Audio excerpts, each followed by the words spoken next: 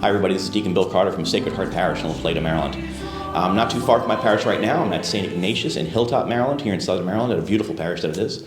What I want to talk about today is the Catholic approach to science. What do we think about science? How do we engage that when we know what we know from our faith, from Scripture to be true? Well, I want to go back to the 13th century. There was a Dominican friar who later became a doctor of the church, who was a very smart guy, and you're probably thinking of Thomas Aquinas, but I'm actually talking about his teacher, Albert the Great. Albert the Great taught, well, many things, but one of the things he taught was that truth cannot refute truth. Two truths cannot be in opposition to one another. So if I said 4 plus 4 is 8, you might say, well, I thought 7 plus 1 was 8. It just means that we misunderstand one or the other or both, and we have to reconcile them, but they're both truthful statements. His student, Thomas Aquinas, had sort of rediscovered or found the writings of Aristotle. And Aristotle was known to have been in pursuit of truth through reason. Now, we can kind of use him as a control in the experiment because we know he did not know about Christ. He was a Greek, he was a pagan, and he lived 300 years before Christ. So that could not have affected his approach to knowing truth.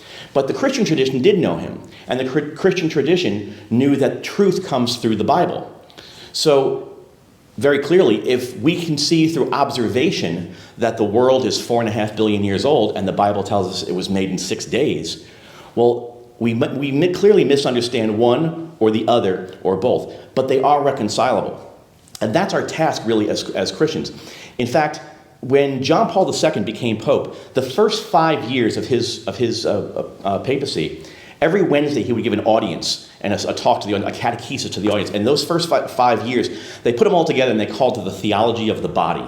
Because it did speak mostly about sexual ethics, but it wasn't entirely about that. It was also about the dignity of the body and how the body, the physical body, was given as a gift by God so that we could encounter the world in a physical way.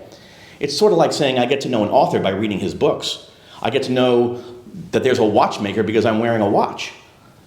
By having these senses, the 5 senses we have, we encounter the world. And by making it a systematic way of observing the earth, we know that there's a scientific truth as well. We can't disregard science. In fact, the church financed many of the early scientific discoveries and was very heavily involved in science. That's why the tradition of Catholic education came up, so that we could pursue knowledge.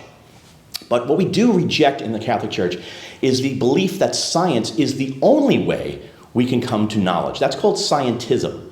So if I say to you, I believe everything has to be provable by science, otherwise it's not true. Well, I can't prove that statement using science. That's a philosophical statement. That's an opinion. So right off the bat, the statement can't be true.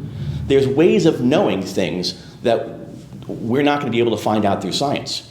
Why is certain music pleasing to us and not pleasing to other people? Why is God leading me in my life a certain way? These are truths that we have that science can't tell us. But to know the physical is to know that God is there. Because what we have learned from science over centuries of looking is that from the most macro level astronomy to the most micro level of microbiology, that there's a language that keeps all of it together, and that language is math. And the language of math is precise and beautiful, and the planets have still not collided with one another. And we see that through all the work that God has done, there is a beauty and a rhythm to it as there is in our lives. So the proper approach for a Catholic when we see science is good. Science is a big part of our tradition. And we should always support it. But if we think that anything science is telling us is refuting Scripture, or the other way around, we're misunderstanding one of them or both of them. And it means we have to take a break and look at it. A very quick story, Galileo. Many people believe that the church simply didn't believe Galileo because they hated science, and therefore they shut him down. It's a much longer story than that, but it was really about, we see your findings, we need time to reconcile the two, because at first glance, what you're telling us doesn't seem to agree with what Scripture tells us. So we need the time. And Galileo was an impatient man, and he went ahead against what he was told to do and started teaching before they could reconcile the two. And that's where the problem began with him. But eventually we did see Galileo was right in his scientific teachings. So we should see the same thing. When we see scientific evidence brought to us through experimentation and hypotheses and testing and peer review and all those good parts of the scientific method, those things are true. But if we think it's disagreeing with Scripture, we need to take more time and make sure we understand both. And what is it that Scripture is trying to teach us? Is it science, or is it truth about our relationship with God? Thanks a lot. God bless.